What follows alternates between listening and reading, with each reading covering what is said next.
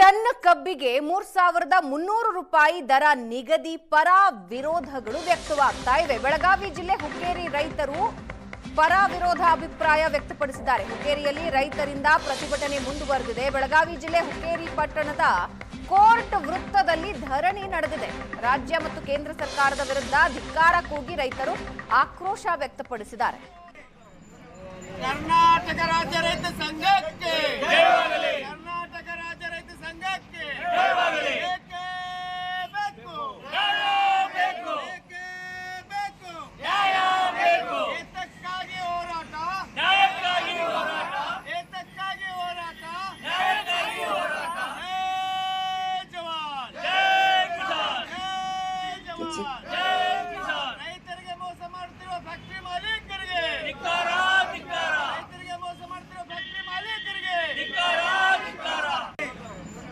ಕರ್ನಾಟಕ ರಾಜ್ಯ ಕೋಟಿ ರೂಪಾಯಿ ಬಜೆಟ್ ಯಡಿಯೂರಪ್ಪದಾಗ ಅವಾಗ 1,08,000 ಕೋಟಿ ರೂಪಾಯಿ ಬಜೆಟ್ ನಂತರ ಬರೀ 2 ವರ್ಷನಾಗ ಬಜೆಟ್ ಈ ರೊಕ್ಕನೂ ಸಹಿತ ಗುಳುಮ್ ಮಾಡ್ತೀರ ಎಲ್ಲರೂ. ನಿಮ್ಮ ಟ್ಯಾಕ್ಸ್ ಸೋರಿಕೆ ಆಗಿ ಹೋಗ್ತೈತಿ. ಇವತ್ತು ಯಡಿಯೂರಪ್ಪ ಅವ್ರು ಕೇಳ್ತೀರಿ, ನಾವು ಇನ್ನೂ ಸೋರಾಕತೈತಿ, ಈ ಟ್ರಾನ್ಸ್ಫರ್ ಕೈ ಹಾಕ್ಬೇಡ್ರಿ ಅಂತ. ಟ್ರಾನ್ಸ್ಫರ್ಗೆ ಯಾಕೆ ನಾವು MLA ಅವ್ರ ಕೈ ಹಾಕ್ತೇವೆ? ನಮ್ಗೆ ಗಂಟು ಬೇಕಾಗಿರ್ತೈತಿ ರೊಕ್ಕ ತಿನ್ನಕ.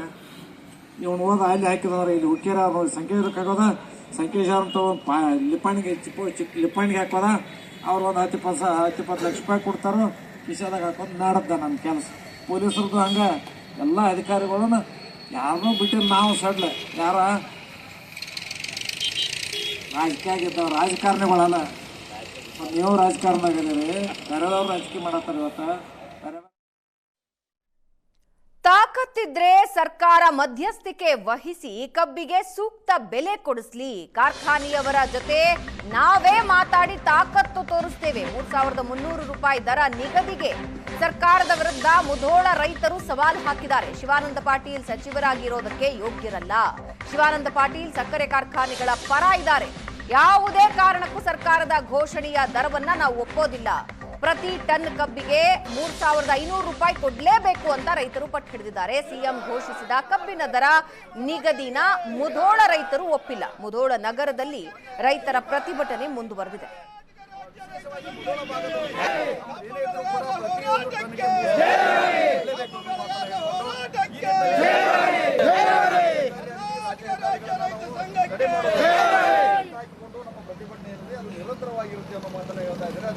ರಾಜ್ಯದಲ್ಲಿ ಸರ್ಕಾರ ಕಬ್ಬಿಗೆ 3,300 ರೂಪಾಯಿ ಏನು ಬೆಲೆ ನಿಗದಿ ಮಾಡಿದೆಯೋ ಇದು ಭಾಳಷ್ಟು ಏನಂತಂದರೆ ತೀವ್ರ ಚರ್ಚೆಗೆ ಗ್ರಾಸವಾಗಿರುವಂಥದ್ದು.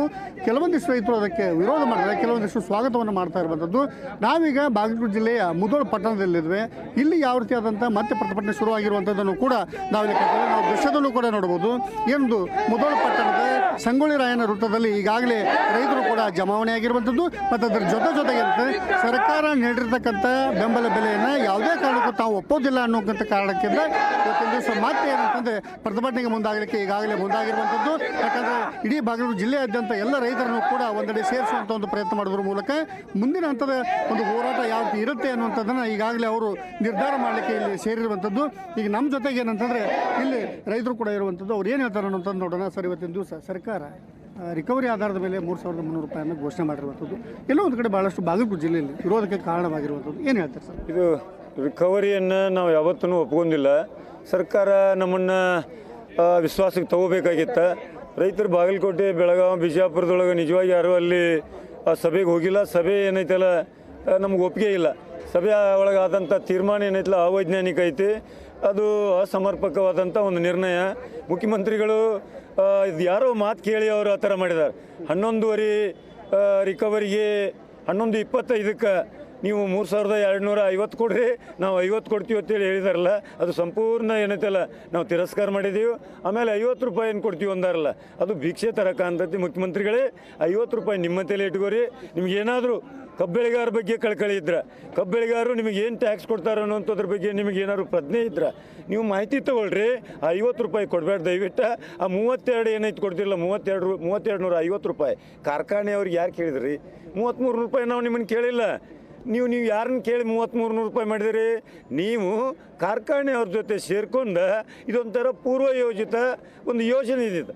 ಸರ್, ಇವತ್ತಿನ ಮುಖ್ಯವಾಗಿ ಏನಂತಂದ್ರೆ ನಿನ್ನೆ ಬೆಳವಣಿಗೆ ನಂತರ ಇವತ್ತು ತಾವು ಸಭೆಯನ್ನು ಸೇರಾಕತ್ತಾರೆ ಮುಧೋಳದಲ್ಲಿ. ಏನೆಲ್ಲ ಮಾಡುವಂಥದ್ದು ಮುಂದಿನ? ಈಗ ಏನು ನಿನ್ನೆ ರಾಜ್ಯ ಸರ್ಕಾರ ಮುಖ್ಯಮಂತ್ರಿ ಅವರು ಕನ್ಫ್ಯೂಷನ್ ಮಾಡ್ಯಾರ ರಾಜ್ಯದ ಕಬ್ಬು ಬೆಳೆಗಾರರಿಗೆ ರಿಕವರಿ ಆಧಾರತ್ತೇಳಿ ರಿಕವರಿ ನಾವು ಒಪ್ಪಂಗೂ ಇಲ್ಲ. ನಮ್ಮ ಬೇಡಿಕೆ ಏನೈತಿ ಈ ವರ್ಷ ಮೊದಲೇ ಕಂತಿನ 3520 ಘೋಷಣೆ ನಾವು ಮಾಡಲೇಬೇಕಂತೇಳಿ ಅನ್ನುವಂಥ ತಾಟ ಐತಿ. ಅದಕ್ಕೆ ಹೋರಾಟ ಮುಂದುವರಿತೈತಿ. ಸರ್ಕಾರಗಳು ಏನೋ ಮುತುವರ್ಜಿ ವಹಿಸೋದಿದ್ರೆ ಈ FRP SAP ಅನ್ನೋದನ್ನು ಅಧ್ಯಯನ ಮಾಡಿ ಮುಧೋಳ ರೇಟ್ ಏನು ರೈತರು ಕೇಳ್ತಾರಲ್ಲ ಆ ರೇಟಿಗೆ ಅಧ್ಯಯನ ಮಾಡಿ ವಿಚಾರ ಮಾಡಬೇಕೆ ಹೊರತು ಅಲ್ಲಿ ಯಾರನ್ನೋ ಕರೆದು ಮಾತಾಡಿಸಿ ಯಾರೋ ರೈತರು ಖುಷಿ ಪಟ್ಟು ಅಲ್ಲಿ ಗುಲಾಲ್ ತಗೊಂಡು ಕೊಂಡಾಡೋದು ಅಲ್ಲಿ ಏನೋ ಸಿಹಿ ಹಚ್ಚುವಂಥದ್ದು ಇದೆಲ್ಲ ರೈತರಿಗೆ ವಿಚಾರ ಲೆಕ್ಕಾಚಾರ ರಿಕವರಿ ಗೊತ್ತಿಲ್ಲ. ಏನೋ ಕನ್ಫ್ಯೂಷನ್ ಆಗೈತಿ. ಆದ್ರೆ ರಾಜ್ಯದ ಕಬ್ಬು ಬೆಳೆಗಾರರಿಗೆ ನ್ಯಾಯ ಸಿಗಬೇಕಾದ್ರೆ ಕನಿಷ್ಠ ಈ ವರ್ಷದ ರೇಟ 3500 ರೂಪಾಯಿ ಕೊಡಲೇಬೇಕು. ಅದು ಹೋರಾಟ ಮುಂದುವರಿತೈತಿ. ಇವತ್ತು ಹೋರಾಟ ಮತ್ತೆ ಮುಂದುವರಿತದೆ ಅಂತಂದ್ರೆ ಯಾವ ಹಂತದ ಹೋರಾಟವನ್ನು ನಾವು ನಿರೀಕ್ಷೆ ಮಾಡಿ? ಯಾವ ಹಂತದ ಹೋರಾಟ ಮುಂದುವರಿತೈತಿ ಅಂದ್ರೆ ಹೇಳಂದ್ರೆ ಈ ಸಂಗೊಳ್ಳಿ ರಾಯಣ್ಣ ಸರ್ಕಲ್ದಾಗ ಹೋರಾಟ ನಡೆಯೋದು ಹೊಸದಲ್ಲ. 15 ವರ್ಷದಿಂದ ಹೋರಾಟ ನಡೆದೈತಿ. ಆ ಕಾರ್ಖಾನೆ ಮಾಲೀಕರನ್ನ ಕರ್ಕೊಂಬಂದು ಬಿಲ್ ಘೋಷಣೆ ಮಾಡಿಸಿರ್ತಕ್ಕಂಥದ್ದೈತಿ. ಅದಕ್ಕೆ ನಾನು ಇವತ್ತು ಸಕ್ರೆ ಮಂತ್ರಿಗೆ ಹೇಳಕ್ಕೆ ಇಷ್ಟಪಡ್ತೀನಿ. ಒಂದು FRP ರೇಟ ರಿಕವರಿ ಮಾತಾಡ್ತಾನಲ್ಲ, HNT ಏಟೈತೆ ಅನ್ನೋದು ಗೊತ್ತಾಗಬೇಕಲ್ಲ ಇವ ಕಾರ್ಖಾನೆ ಸಕ್ರೆ ಮಂತ್ರಿಗೆ ಅಂತಕ್ಕಂಥದ್ದು. ನಮ್ಮ ಕೂಡ ಮಾತಾಡಕ್ಕೆ ಬಾ ಅಂತ ಹೇಳ್ತೇವೆ. ಅವಾಗ ಸರಿಯಾದಂಥ ಪಾಠ ಕಲಿಸ್ತೇವೆ. ಅದನ್ನ ಬದಲು ನಾವು ತಿಳುವಳಿಕೆ ಹೇಳ್ತೇವೆ ಸಕ್ರೆ ಮಂತ್ರಿಗೆ. ಅದ್ರ ಬದಲು ಅವ ಅಭ್ಯಾಸ ಮಾಡಿಲ್ಲ. ಸಕ್ರೆ ಶಿವಾನಂದ ಪಾಟೀಲ್ರೇ, ನೀನು HNT FRP ಮತ್ತು ರಿಕವರಿ ಮಾತಾಡ್ತಿಲ್ಲ, HNT ಬದಲು ಯಾಕೆ ಮಾತಾಡಂಗಿಲ್ಲ ಅಂತ ಕೇಳ್ತಾನೆ ಇವತ್ತು. ಬಾಗಲಕೋಟೆಯಿಂದ ಕ್ಯಾಮರಾಮನ್ ಮಂಜುನಾಥ್ ಕರವಳ ಜೊತೆ ಮಲ್ಲಿಕಾರ್ಜುನ ಸ್ಪಡಿ, SNR ಸೋನಸ್ಗಾಗಿ.